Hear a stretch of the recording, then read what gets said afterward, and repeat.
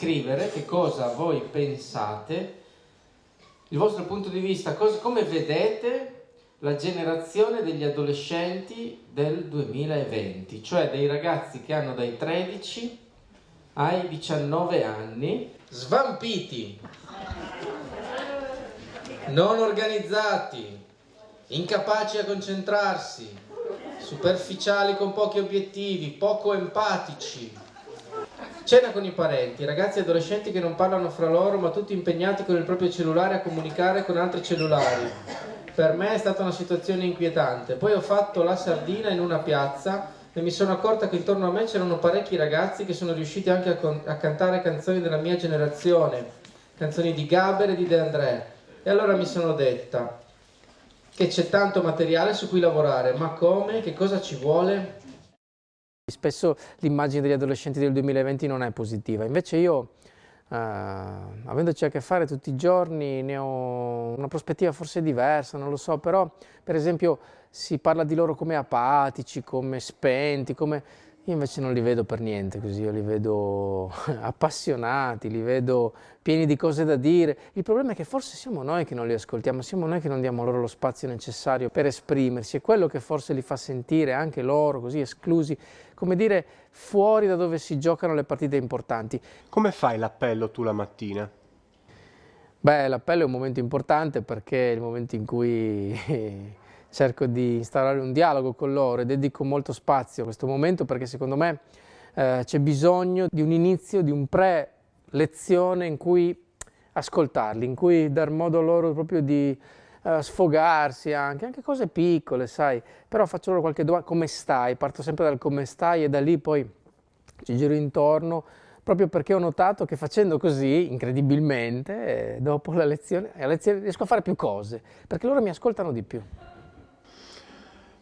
Da quello che hai detto sembra esserci una grossa crisi di ascolto dei giovani oggi.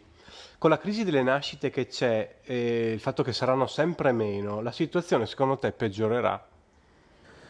Purtroppo qua il futuro non è molto roseo, abbiamo proprio in questi giorni analizzato i dati per i prossimi anni nella nostra scuola, abbiamo scoperto che perderemo classi perché i bambini non nascono bambini e questo è un problema ragazzi, cioè noi stiamo qua tanto a parlare di gente che arriva da fuori, no?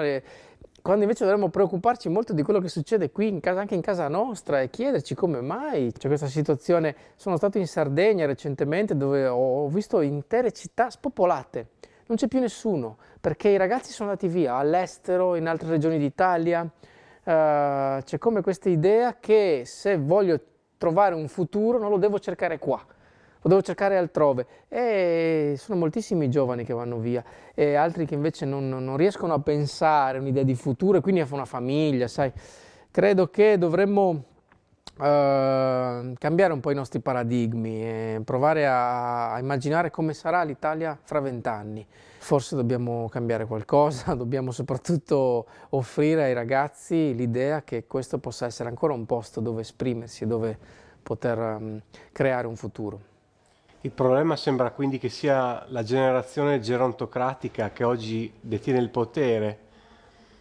Sì, la generazione gerontocratica mi piace come termine perché corrisponde molto a quello che è anche l'Italia oggi, un paese dove la maggior parte delle posizioni di potere sono detenute da persone over 60. Sicuramente il concetto che l'esperienza offre molte garanzie è vero, ma va bilanciata l'esperienza con il rischio, col coraggio, con le idee nuove soprattutto. I ragazzi hanno molte idee, hanno molte soluzioni anche da offrire per l'ambiente, per esempio, per l'economia, per le tecnologie.